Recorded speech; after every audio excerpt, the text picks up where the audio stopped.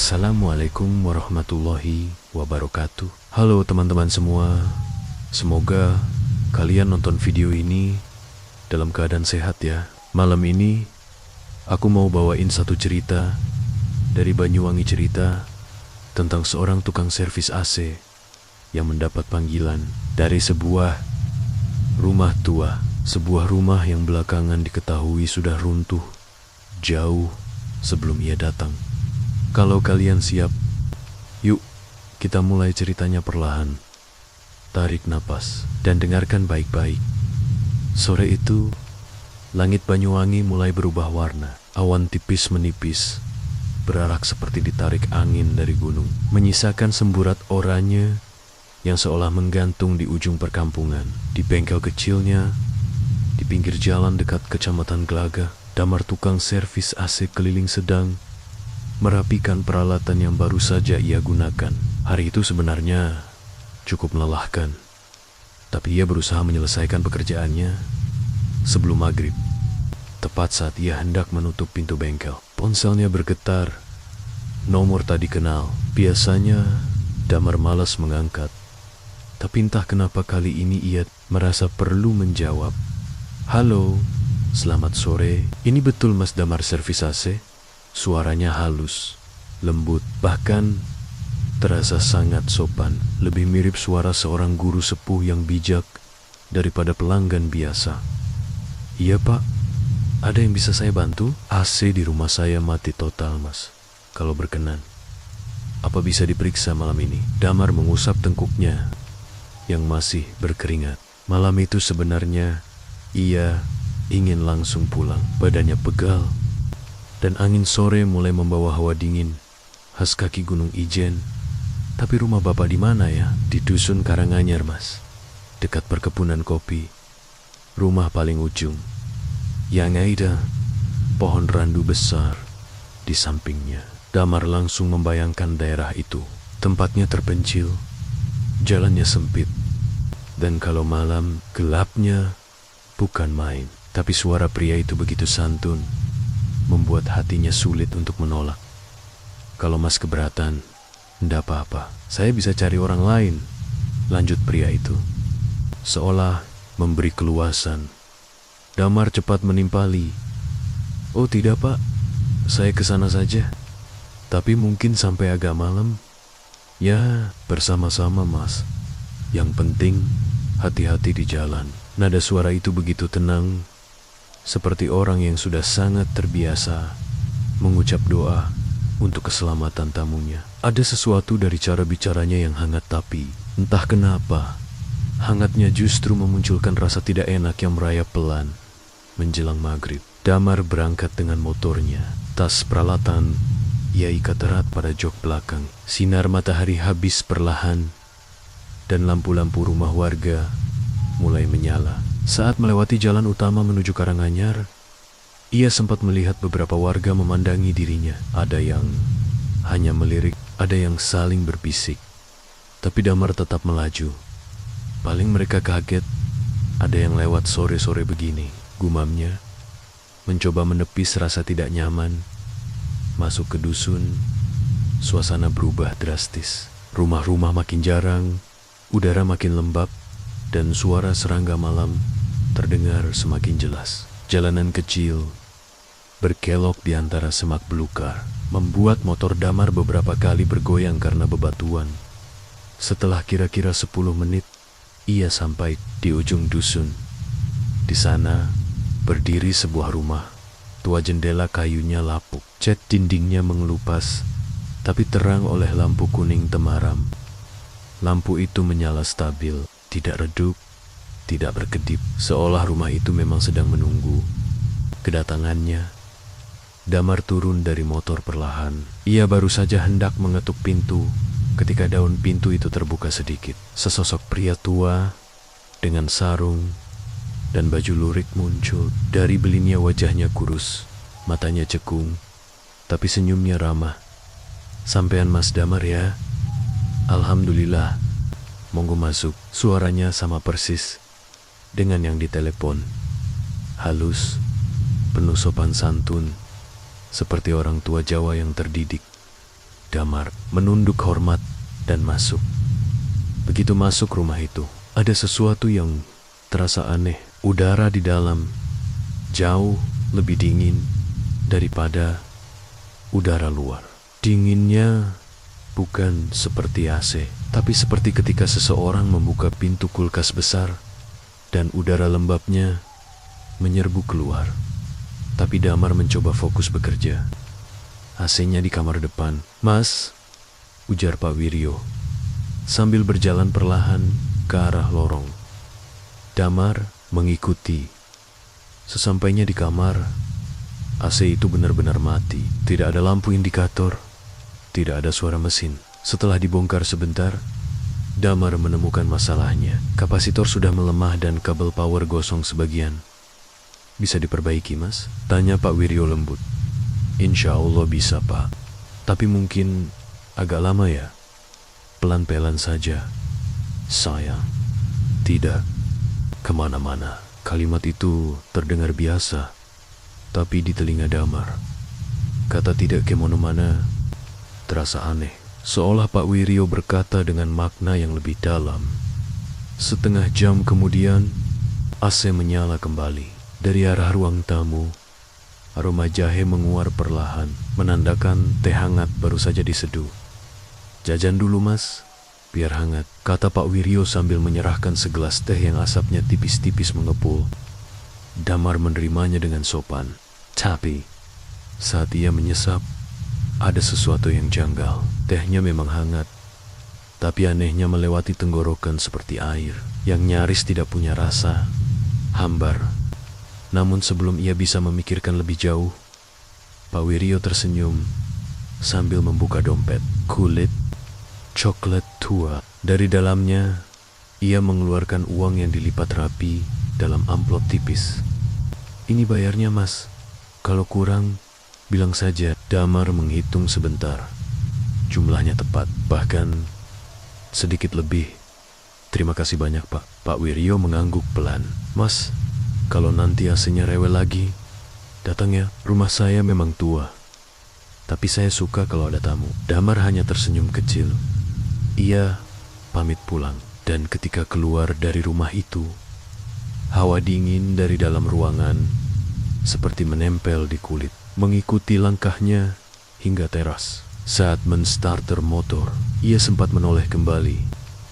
Lampu rumah itu tetap menyala kuning hangat, tapi jendela kamarnya memantulkan bayangan. Bayangan yang tidak tampak seperti milik satu orang saja. Damar buru-buru pergi tanpa menoleh lagi. Dan malam itu, tanpa ia sadari, ia baru saja pulang dari sebuah rumah yang seharusnya tidak mungkin lagi berdiri. 3 hari setelah kunjungan pertama ke rumah tua di Karanganyar, hari-hari Damar berjalan seperti biasa. Ia sibuk memperbaiki AC rumah warga di sekitar Gelagah dan Kalipuro. Namun, ada satu hal kecil yang terus mengganggu pikirannya. Rasa dingin di rumah Pak Wiryo yang tidak masuk akal. Dinginnya bukan dingin AC biasa, lebih mirip dingin ruangan yang lama tak dihuni. Dinginnya seperti bangunan kosong yang gelap dan berdebu, bukan dingin udara bersih dari mesin baru diperbaiki. Meski begitu, Damar mencoba menganggapnya hanya sugesti. Sampai akhirnya, sore itu, tiba-tiba ponselnya berdering lagi. Nomor yang sama, nomor yang beberapa hari lalu memberikan pekerjaan aneh itu. Damar sempat terpaku. Dalam hatinya ia merasa ada sesuatu yang tidak beres.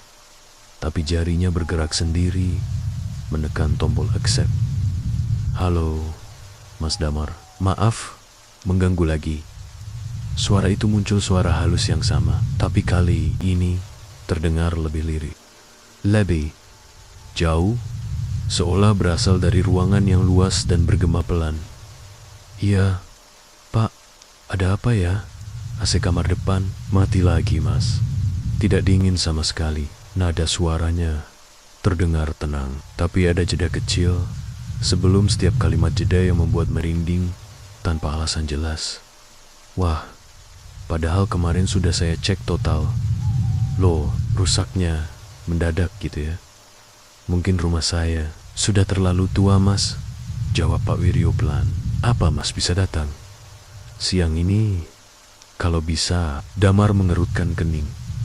Biasanya pelanggan minta datang sore atau malam, tapi Pak Wiryo secara khusus meminta siang. Memangnya kenapa harus siang, Pak? Tanya Damar. Di seberang sana, suara itu diam sebentar. Lama. Begitu lama sampai Damar hampir mengira panggilannya terputus. Lalu Pak Wiryo berbisik, kalau malam, lampu-lampu di rumah saya suka redup, Mas. Takutnya nanti Mas nggak bisa lihat apa-apa. Ada sesuatu dalam kata-kata Nia yang tidak bisa dijelaskan. Tapi seperti biasa, Damar tidak enak hati untuk menolak. Iya, Pak. Saya ke sana setelah duhur. Terima kasih. Mas, hoti-hoti. Telepon berakhir. Namun, rasa dingin yang dulu pernah menyelimuti tubuh Damar seperti kembali merayap di tengkuknya. Saat perjalanan menuju dusun Karanganyar, suasana berbeda dari sebelumnya. Saat ia melewati beberapa warga, beberapa menatapnya lama. Ada seorang bapak-bapak tua yang bahkan sempat bersuara. Mas mau ke ujung dusun? Sendirian? Nada suaranya seperti peringatan halus. Iya, Pak. Ada pelanggan. Bapak tua itu tak menjawab. Hanya menggeleng kecil sambil menghela napas, seolah sudah tahu sesuatu, tapi memilih tidak mengatakan apa-apa. Setelah melewati kebun kopi kecil, Damar sampai ke jalan berbatu yang mengarah langsung ke rumah Pak Wiryo. Matahari siang cukup terik, tapi udara sekitar rumah itu terasa aneh lebih lembab dan dingin, seperti ada awan tebal menggantung tepat di atasnya. Namun begitu Damar tiba, seluruh tubuhnya seperti membeku. Rumah yang ia lihat tidak sama seperti 3 hari lalu. Jika sebelumnya terlihat tua, tapi masih berdiri, layak dan penuh cahaya. Kini Rama, itu jelas-jelas tampak lebih kumuh. Cat dinding mengelupas lebih parah. Jendela tampak lebih miring, dan pekarangannya dipenuhi rumput setinggi lutut, seolah rumah itu menua bertahan-tahan dalam hitungan hari. Damar melangkah hati-hati, mencoba memastikan alamatnya. Ini, benar rumah yang kemarin, gumamnya. Ia mengetuk pintu. Tidak ada sahutan. Pak Wiryo, panggilnya. Kosong. Hanya suara angin menyisir ranting randu yang kering. Damar mencoba lagi. Pak, saya Damar. Mau periksa AC-nya. Tetap. Sunny. Tidak ada langkah mendekat, tidak ada suara kursi bergeser, tidak ada tanda-tanda kehidupan dari dalam rumah. Damar menelan ludah, mau mundur merasa nggak enak, mau masuk takut ada apa-apa, tapi ia bekerja, dan pekerjaannya memang menuntutnya untuk memastikan kondisi AC di dalam.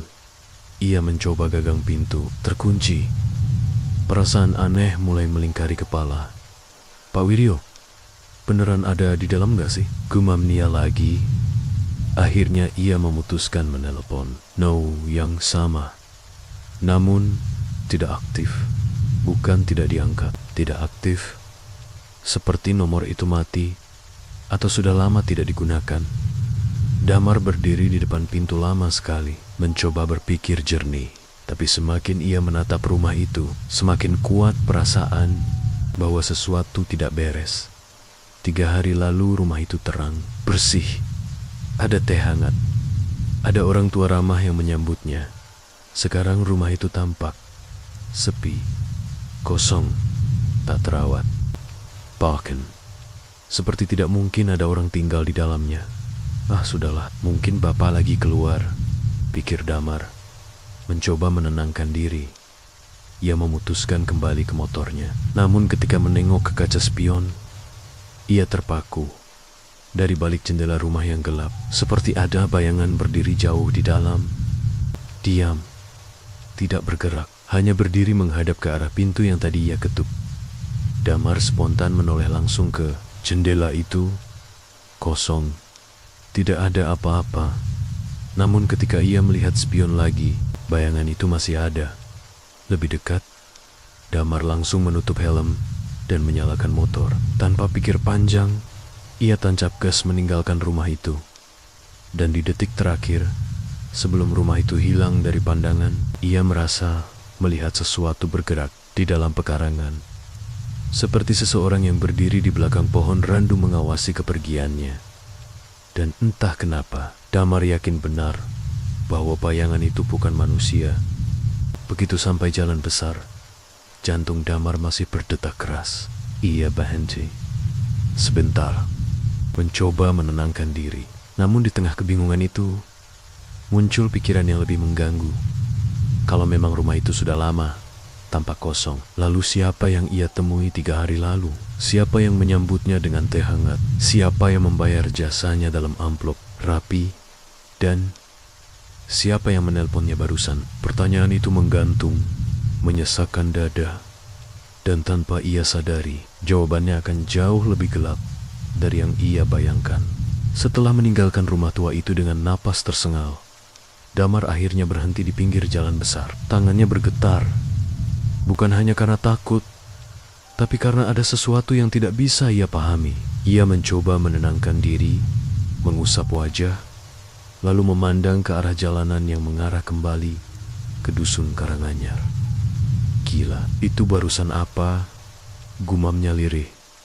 Ia menatap teleponnya lagi. No, Pak Wiryo masih tidak aktif.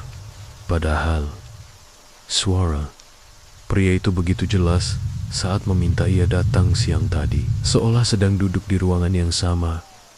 Dengan otak masih penuh tanda tanya, Damar memutuskan untuk berhenti di warung kopi dekat gerbang dusun. Warung itu kecil, dengan bangku kayu dan spanduk minuman yang sudah lusuh. Tapi ada banyak tukang ojek dan warga yang suka nongkrong di situ. Jadi suasananya terasa lebih aman. Ketika masuk, pemilik warung seorang perempuan paruh baya berkerudung coklat menyambutnya dengan senyum lelah. Monggo mas, kopi atau teh? Kopi hitam aja bu, yang panas, jawab Damar sambil duduk. Bu Wareng itu yang kemudian diketahui bernama Bu Sarine mulai menyiapkan pesanan. Sambil sesekali melirik Damar, nggak biasanya ada orang luar ke dusun siang-siang gini, katanya sambil menuang air panas. Iya bu, saya tadi dapat panggilan servis AC, jawab Damar. Bu Sarine menghentikan gerakannya sesaat. Servis AC di dusun sini? Iya bu, rumah paling ujung, dekat pohon randu besar itu. Mendengar itu, Bu Sarinem langsung menoleh cepat. Maksudnya, rumahnya siapa? Mas, Pak Wiryo, orangnya sepuh, sopan sekali. Kemarin saya juga sempat servis di sana. Gelas kopi yang sedang dipegang Bu Sarinem bergetar sedikit. Ia meletakkannya di meja pelan, lalu duduk di hadapan Damar. Wajahnya berubah menjadi pucat. Mas, jenengan tadi beneran ke rumah itu? Damar mengangguk. Kenapa bu? Suara Bu Sarinem turun 1 oktav, seperti orang yang sedang menahan ketakutan yang sudah lama mengendap. Mas, rumah itu sudah runtuh 2 bulan lalu. Damar menegakkan badan. Loh, nggak mungkin bu. Saya 3 hari lalu servis di sana. Masih berdiri, masih terang, masih ada pemiliknya. Bu Saranom geling-geling kuat, matanya mulai berkaca-kaca. Mas, warga sini semuanya tahu. 2 bulan lalu, tebing belakang itu longsor pas hujan deras. Separuh rumah itu ketimpa tanah. Pak Wiryo sama istrinya ketimbun di dalam kamar. Waktu ditemukan mayatnya, sudah ia menutup mulut dengan tangan, tidak sanggup melanjutkan. Damar tercekat. Kopinya seperti tidak ada rasa sama sekali saat ia teguk. Bu, saya lihat orangnya sendiri. Dia ngobrol sama saya. Dia bayar saya dengan uang asli. Rumahnya terang. Mas, Damar, potong Bu Sarinem. Suaranya bergetar sejak kejadian itu. Warga sering lihat lampu rumah itu menyala sendiri. Tapi kalau didekati, ia tetap gelap dan runtuh. Damar terdiam lama sekali. Lalu ia mencoba tertawa kecil, walaupun senyumnya tidak bisa sempurna. Bu, mungkin saya salah rumah. Salah rumah gimana mas? Rumah ujung cuma itu, dan itu juga rumah yang tumbangnya paling parah. Bu Sarinem kemudian berdiri, lalu mengambil sesuatu dari laci kecil di balik meja kasir. Ia mengeluarkan sebuah foto. Foto lama, usang, warnanya agak pudar. Ini foto Pak Wiryo waktu sebelum kejadian. Bapak ini yang Mas temui. Damar menatap foto itu, napasnya langsung macet. Karena orang di foto itu sama persis dengan pria tua yang menyambutnya 3 hari lalu. Sama. Bahkan kerutan senyumnya pun sama. Bu, ini beneran orangnya. Bu Sarinem menutup foto itu cepat-cepat. Mas, jangan balik ke sana lagi. Banyak cerita orang yang ngaku dipanggil almarhum, tapi nggak sadar. Damar memegang dahinya. Kepalanya terasa semakin berat. Karena tiba-tiba semua yang aneh mulai masuk akal. Udara dingin tak masuk akal. Lampu rumah yang terlalu terang. Teh jahe hambar tanpa aroma. Bayangan di jendela. Nomor telepon yang tiba-tiba tidak aktif dan satu hal yang paling membuat bulu kuduknya pecah ucapan Pak Wiryo saat ia pamit malam itu. Rumah saya memang tua, tapi saya suka kalau ada tamu. Seolah rumah itu memang masih menunggu penghuninya kembali atau masih menahan sesuatu. Damar meneguk kopinya sekali lagi, lalu bersandar. Tubuhnya bergetar. Bu, kalau rumah itu benar, sudah runtuh. Kenapa saya bisa masuk? Kenapa saya bisa lihat lampunya nyala? Bu Sarinem menunduk, lalu berbisik lirih. Kadang, bukan rumahnya yang Mas lihat. Terus apa, Bu, yang Mas lihat? Bisa jadi apa yang ingin mereka tunjukkan. Kata mereka membuat tengkuk Damar seperti disiram air es. Dan sebelum Damar bisa bertanya lebih jauh, suara ponselnya berbunyi. Nomor tak dikenal. Namun nada deringnya sama persis seperti ketika Pak Wiryo meneleponnya. Damar menatap layar ponsel itu. Dadanya berdegup keras. Secara refleks, ia menurunkan volume suara.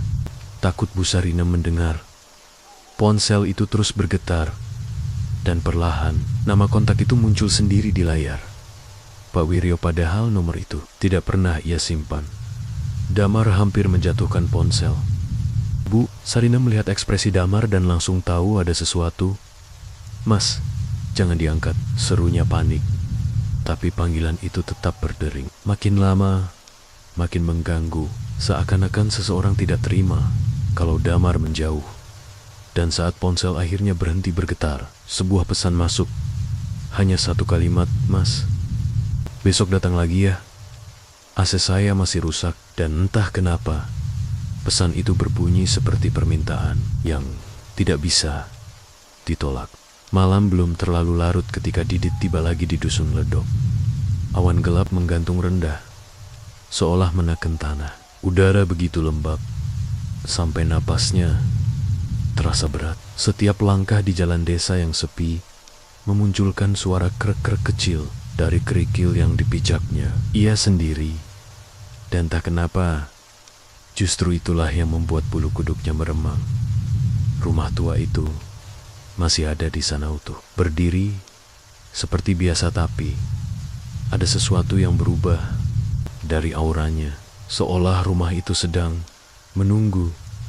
Didit memandanginya dari depan pagar bambu, menelan ludah. Halah, apaan ku iki? Kerjo, kau malah ndredeg, gak patut, gumamnya.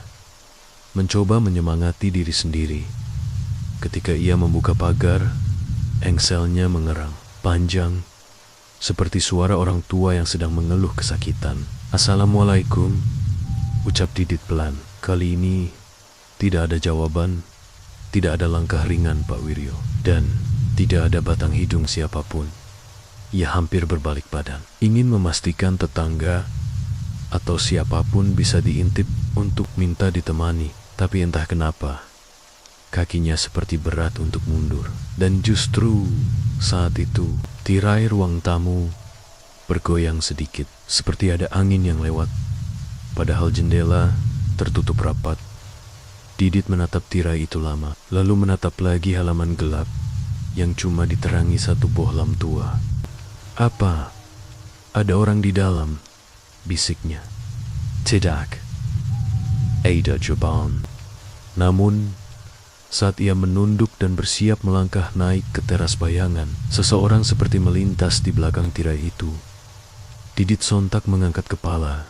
"Halo, Pak Wiryo?" "Diam." Hanya suara hening yang menggedor gendang telinganya.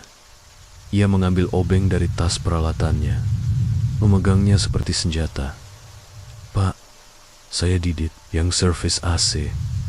Katanya, "Asenia." Kumat lagi. Pintu rumah itu terbuka sendiri. Kriii. Didit menatap ke dalam. Rumah itu gelap, tapi ada cahaya redup dari lampu ruang tamu, seolah seseorang baru saja menyalakannya. "Hade. Nakangunu yo minimal desampa 2." Ia melangkah masuk. Begitu kakinya menyentuh lantai rumah, udara berubah dingin drastis. Bukan dingin dari AC ini, dingin basah, seperti berada di ruang bawah tanah. Didit memandang sekeliling. "Pak, Ibu." Tak ada jawaban, tapi terdengar bunyi langkah kaki. Tap, tap, tap dari arah dapur. Didit memicingkan mata. "Halo, ada orang?" Ia berjalan pelan ke arah dapur. Setiap langkah terasa memanjang, seperti lantainya makin jauh. Rumah itu terasa lebih besar dari biasanya. Saat Didit hampir mencapai ambang pintu dapur, tiba-tiba lampu ruang tamu padam. Pluk, gelap menelan semuanya. "Walah, sialan." Didit terlonjak panik. Ia merogoh senter dari tasnya dengan tangan gemetar. Setelah dinyalakan, cahaya kecil itu menembus gelap, bergetar bersama napas Didit. Ketika cahaya itu mengarah ke dapur, ada seseorang berdiri membelakanginya. Seorang pria kurus, mengenakan baju piyama lusuh, rambut berantakan, tubuhnya sedikit membungkuk. "Pak Wiryo." Suara Didit pecah. Sosok itu tidak bergerak. Didit melangkah setengah meter lebih dekat. "Pak, sampean kok ngaget-ngageti? Ini aku, Didit, servis AC." Perlahan, sangat perlahan, sosok itu memutar kepalanya. Bukan badan yang berbalik dulu, tapi kepala memutar hampir 180 derajat.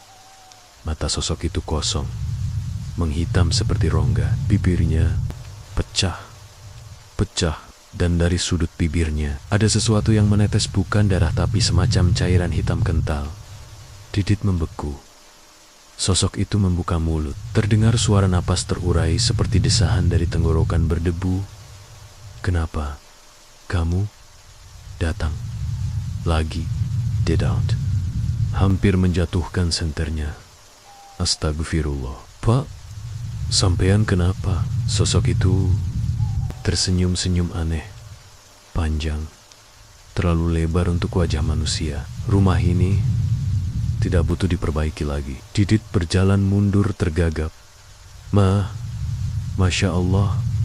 "Pak, jangan begitu." Sosok itu makin mendekat. Langkahnya tidak terdengar, tapi bayangannya merambat di lantai seperti kabut hitam. "Pergi," katanya lirih. "Pergi sebelum semuanya runtuh lagi." Didit menabrak kursi ruang tamu, hampir jatuh. Lalu tiba-tiba rumah itu berguncang kecil, seolah ada sesuatu berat yang bergerak di dalam tanah. Lampu di dapur menyala sendiri dan cahaya itu menunjukkan sesuatu yang selama ini luput dari Didit. Dinding dapur ada jejak retakan besar, retakan yang sama seperti reruntuhan. Didit mengerjap. "Loh, ini rumah yang sama kan?" Sosok itu tidak menjawab. Ia hanya berdiri, memandangi Didit dengan mata gelap itu, hingga perlahan-lahan tubuhnya mulai memudar, bukan menghilang seperti kabut, tapi seperti runtuh, bagian demi bagian, serpihan kecil seperti debu bata yang berterbangan dalam cahaya senter. Didit melihat jelas. Sosok itu runtuh seperti bangunan yang ambruk. Dan ketika debu itu menyentuh lantai, rumah berguncang lagi. Kali ini lebih kuat.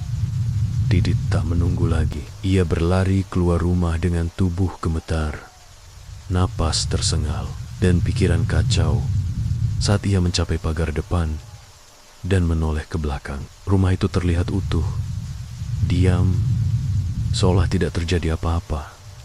Tapi dari balik tirai, seseorang seperti sedang mengintipnya. Rumah itu hidup, atau rumah itu berisi mereka yang tidak bisa pergi. Dan Didit tahu ada sesuatu yang belum selesai. Fajar baru aja naik ketika Handoko akhirnya memutuskan buat balik lagi ke dusun Tegalarejo. Matanya sembab akibat semalaman gak bisa tidur. Pikirannya terus keputar ulang kejadian di rumah tua itu. Suara kakek penjual sayur yang bilang rumah itu udah runtuh 2 bulan lalu, terus ngegema di kepalanya kayak kaset rusak. Walaupun tubuhnya terasa lemas, ada sesuatu yang nyeret Handoko buat balik ke sana. Semacam rasa gak terima, semacam dorongan buat memastikan apa yang sebenarnya dia alami. Dia nyetar termotor, napasnya panjang. Semoga kali ini jelas. Jangan-jangan aku kemarin cuma ngigo, gumamnya. Walau hati kecilnya tahu dia nggak ngigo. Perjalanan pagi itu terasa jauh lebih panjang. Jalanan Wonogiri yang biasanya adem malah terasa mencekam. Pepohonan di kiri kanan jalan seolah menatapnya. Sunyi tapi menekan. Begitu masuk ke gang setapak menuju lokasi rumah tua itu, jantungnya mulai berdetak cepat. Suasana yang kemarin kalem, pagi ini justru terasa lebih dingin. Bukan dingin angin, tapi dingin yang menjalar dari tulang belakang. Sesampainya di sana, Handoko langsung berhenti. Liurnya tertelan sendiri.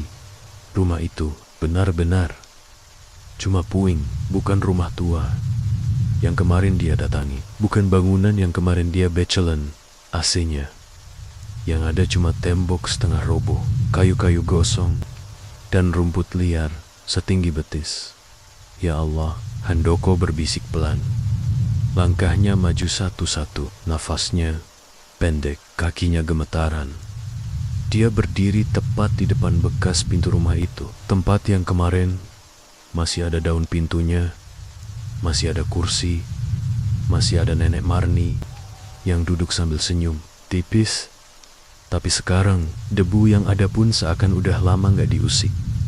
Handoko jongkok, tangannya meraba batu yang berserakan. Dingin, lembab, dan jelas bukan kondisi rumah yang baru hancur.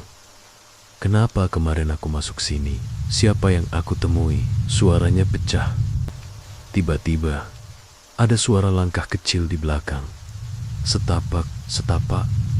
Handoko langsung berdiri. Jantungnya mencelos. Dia refleks menoleh. Di ujung jalan kecil itu ada seorang ibu paruh baya, bawa 2 kantong sayur. Bajunya daster batik sederhana. Dia menghentikan langkah begitu melihat Handoko. "Mas, sampean masih aja kesini?" Tanyanya dengan nada heran bercampur iba. Handoko menelan ludah. "Bu, saya cuma mau memastikan rumah ini beneran runtuh 2 bulan lalu." Ibu itu mengangguk pelan. Nafasnya ditarik panjang sebelum menjawab, "Iya mas, persis 2 bulan. Pemiliknya, Nenek Marni, sama anak laki-lakinya meninggal ketimpa atap. Warga sini masih sedih semua." Handoko langsung merinding dari tengkuk sampai kaki. Anaknya, suaranya gemetar. "Iya, namanya Heru. Tiap malam lembur, katanya. Pulangnya kadang subuh." Dada Handoko serasa ditekan batu, karena kemarin malam dia jelas-jelas dengar suara laki-laki dari dalam rumah itu. Suara yang nyuruh dia nunggu di teras. Suara yang nadanya kedengeran capek persis orang habis lembur. Ibu itu lanjut bicara, tapi suaranya terdengar makin jauh. Mereka dua-duanya meninggal di tempat. Rumahnya juga ikut runtuh. Makanya kok saya heran, Sampean masih aja nibet-nibet soal perbaikan AC. Di sini kan udah nggak ada yang tinggal. Handoko terpaku, napasnya berantakan, matanya panas. Bukan karena mau menangis, tapi karena takutnya udah kebangetan. Bu, kemarin saya kesini masuk ke dalam rumah. Saya ngobrol dengan Nenek Marni. Saya beneran beselan AC di kamarnya. Saya, ibu, itu langsung geleng cepat. Mas, jangan ngomong sembarangan. Rumah ini sudah hancur. Saya sendiri yang ikut pemakamannya 2 bulan lalu. Hening. Yang terdengar cuma suara angin menyapu rumput. Handoko menunduk. Pikirannya kacau. Kalau kemarin itu bukan rumah beneran, bukan manusia beneran, Bu. Saya kemarin dikasih bayaran. Uangnya saya taruh di tas. Masih ada.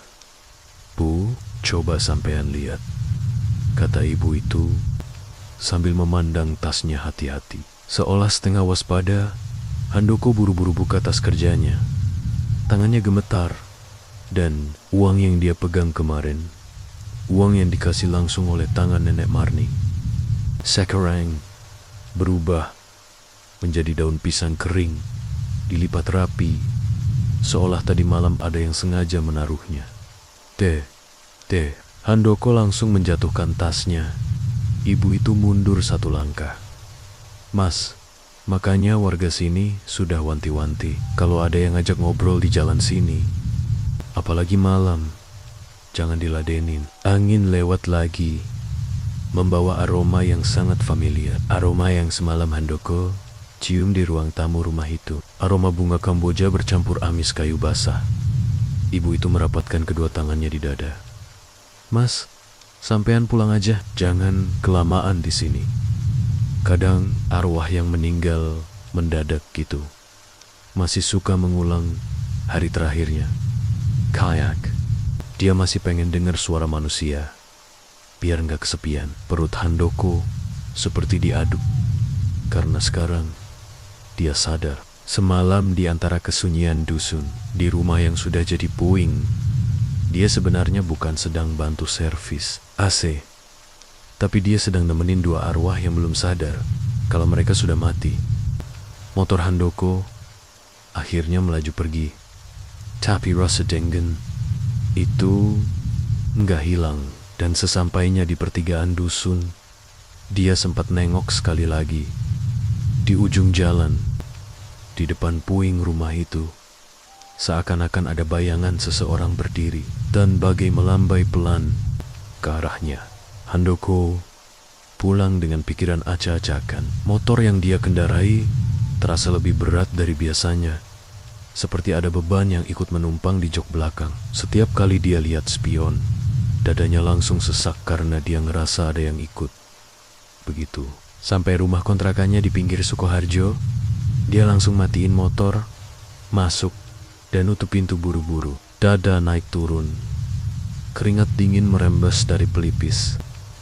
Gila, apa yang sebenarnya terjadi? Gumamnya. Suaranya seperti patah. Dia duduk di lantai, menatap tas kerjanya yang tergeletak di pojok ruangan. Di dalamnya masih ada uang bayaran yang udah berubah jadi daun pisang kering. Entah kenapa dia ngerasa tas itu kayak ngeluarin hawa dingin. Handoko bangkit pelan, mendekat ke tas itu. Tadi malam aku ngobrol sama siapa? Aku bener-bener beselan AC siapa? Tangannya gemetar waktu meraih resleting tas. Dia buka pelan-pelan. Daun-daun pisang kering itu masih rapi, tapi ada tambahan sesuatu, selembar kertas lusuh, seperti sobekan kalender. Tengahnya ada tulisan tangan yang tajam dan gemetar. Matur nuwun, wis nulungi aku. Balio menehien, AC-ku mati. Terima kasih sudah menolongku. Datang lagi kalau AC-ku mati. Handoko langsung mundur 3 langkah.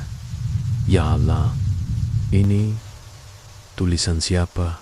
Kalau semalam itu cuma pengulangan kejadian terakhir sebelum mati, berarti arwah itu benar-benar masih beraktivitas seperti hidup.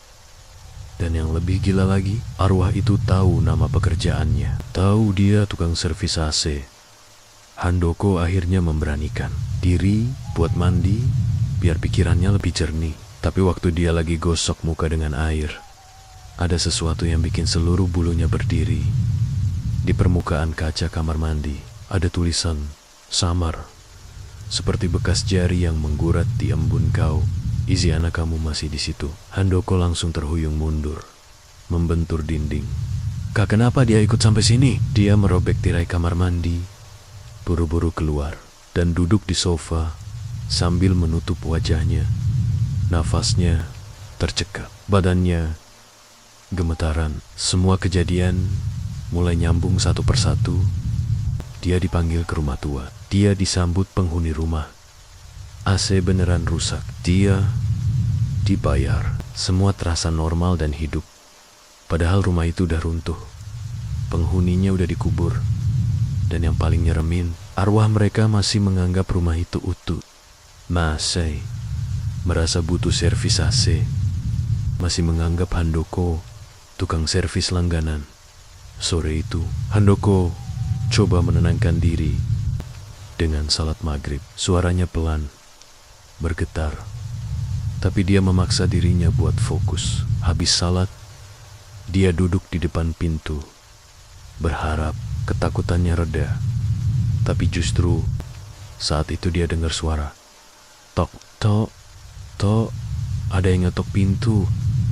Handoko merem sekuat tenaga. Nggak mungkin orang, nggak mungkin. Tok, tok, tok. Kali ini lebih keras. Handoko bangkit perlahan. Napasnya ngos-ngosan. Dia mendekat ke pintu, berhenti 1 meter dari sana. Siapa? Tanyanya dengan suara pecah. Nggak ada jawaban, cuma suara angin. Handoko memberanikan diri membuka pintu, pelan, sedikit, dan nggak ada siapa-siapa. Tapi ada satu benda tergeletak di lantai teras. Sesuatu yang bikin darahnya berhenti mengalir. Obeng minus yang kemarin dia pakai buat benerin AC di rumah nenek Marni. Padahal obeng itu jelas-jelas dia taruh di meja servisnya pagi tadi. Handoko langsung nutup pintu keras-keras. Di dalam rumah, suasana mendadak berubah.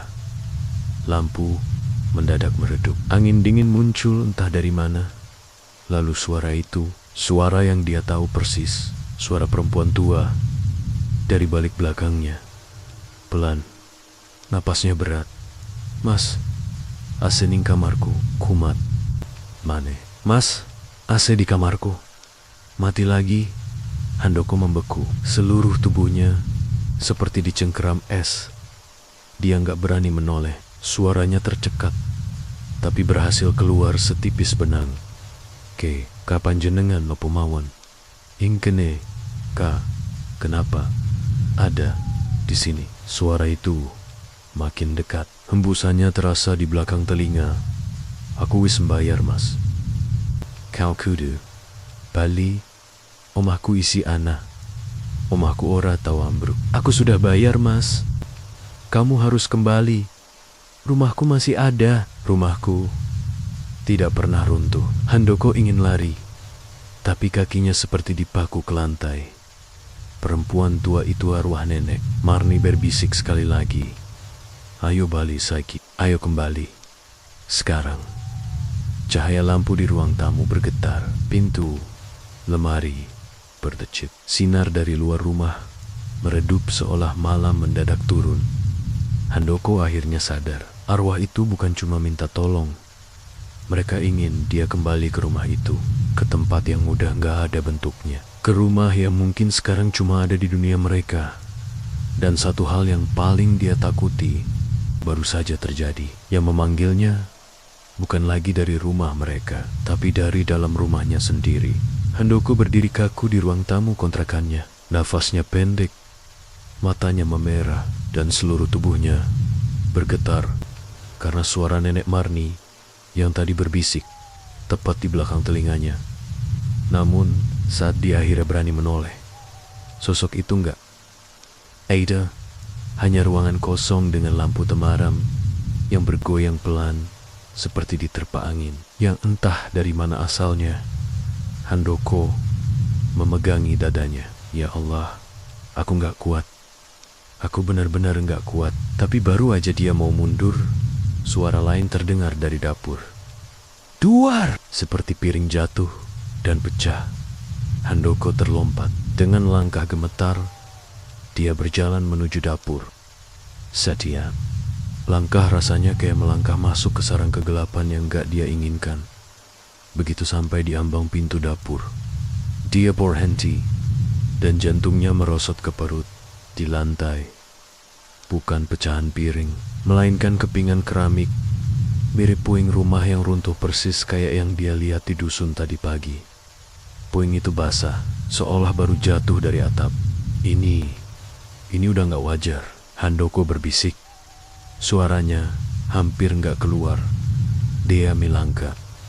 Manda, mau balik ke kamar buat ngambil ponsel dan telepon seseorang. Siapa saja yang bisa menolongnya. Tapi saat dia berbalik, ada seseorang berdiri di koridor. Tubuh tinggi, kurus, dengan baju kaos lusuh, berlumuran debu putih. Wajahnya separuh gelap, separuh lagi terkena cahaya lampu. Suaranya rendah, serak. Sadis, Mas. Nungguinmu dari tadi. Handoko langsung tersedak. Napas. Siapa kamu? Laki-laki itu melangkah maju dan cahaya lampu mengungkap wajahnya. Itu Heru, anak nenek Marni. Wajahnya penuh retakan debu, ada bercak merah di pelipis.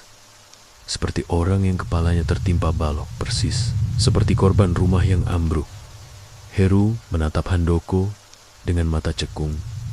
Matanya seperti menyala redup. AC kamar ibu. Kumat mane. Mas kudu bali. Saiki. Mas harus kembali. Sekarang. Handoko mundur. Terantuk dinding. Aku cuma tukang servis. Mas, kalian udah. Belum sempat dia menyelesaikan kalimat. Angin dingin menerpa ruangan. Lampu padam sesaat. Lalu menyala lagi. Tapi temaram seperti lampu rumah tua itu. Dan di sebelah Heru muncul sosok kedua. Pelan, timpang, menggandeng kain selendang abu-abu. Nenek Marni. Senyumnya tipis. Matanya sayu. Tapi kali ini bagian kiri wajahnya hancur. Seperti tertimpa kayu besar. Darah kering memanjang sampai dagu. Ayo bali. Omaku wes diresiki. Ayo kembali. Rumahku sudah dibersihkan. Handoko menatap keduanya. Napasnya berantakan. Rumah panjenengan sudah ronta. Sudah. Gak ada. Nenek Marni melangkah maju. 1 langkah, 2 langkah. Setiap langkahnya membuat lantai kontrakan. Handoko berubah warna menjadi lantai kayu tua, retak, seperti lantai rumah mereka. Heru mengikuti di belakangnya. Dan perlahan tembok kontrakan mulai berubah juga. Cat putihnya menghitam, mengelupas. Jendela berubah bentuk jadi jendela kayu kusam. Bau Kamboja bercampur lembab mulai memenuhi ruangan. Semua berubah menjadi rumah tua itu. Handoko membeku. Apa yang kalian lakukan? Nenek Marni berhenti 1 meter dari wajahnya. Tangannya terangkat, dingin, pucat. Nyuwun tulung, Mas. Nek aseku mati. Aku karo anakku ora aiso metu. Tolong, Mas, kalau aseku mati. Aku dan anakku gak bisa keluar. Keluar?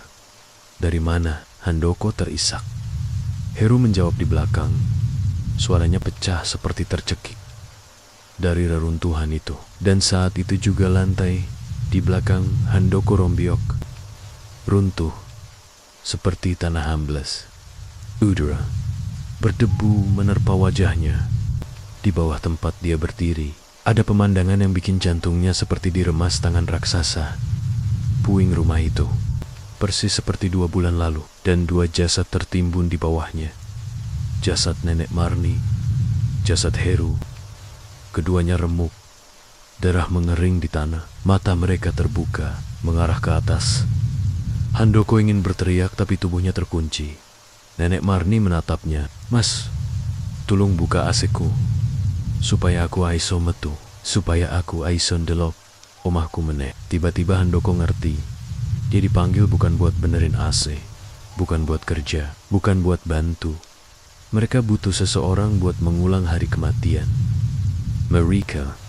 Agar mereka punya alur buat menyadari bahwa mereka sudah mati. Mereka terjebak. Dan Handoko yang datang pada malam mereka mengulang hidup. Secara nggak sengaja terlibat, Heru menandok. Wajahnya menahan rasa sakit yang bahkan arwah pun nggak bisa sembunyikan. Aku kependem, Mas loro, kabeh loro. Aku pengin metu. Nenek Marni menyambung, Cao tiken kono, teko omahku, teko kamarku. Kowe kudu ngerampungke. Kamu sudah datang ke rumahku, ke kamarku. Kamu harus menyelesaikan ini. Handoko menutup wajahnya dengan kedua tangan. Aku cuma manusia biasa. Aku nggak ngerti caranya. Nenek. Marni menyentuh pundaknya, dingin, menyengat, sampai ke tulang. Nek kau ora rampung, kowe bakal tetap karo aku. Kalau kamu nggak menyelesaikan ini, kamu akan tetap bersama aku. Dan tiba-tiba, pandangan Handoko berubah. Gelap, lalu terang. Dia berdiri lagi di rumah tua itu. Tapi rumah itu utuh. Dindingnya bersih, lantainya bagus, lampunya terang.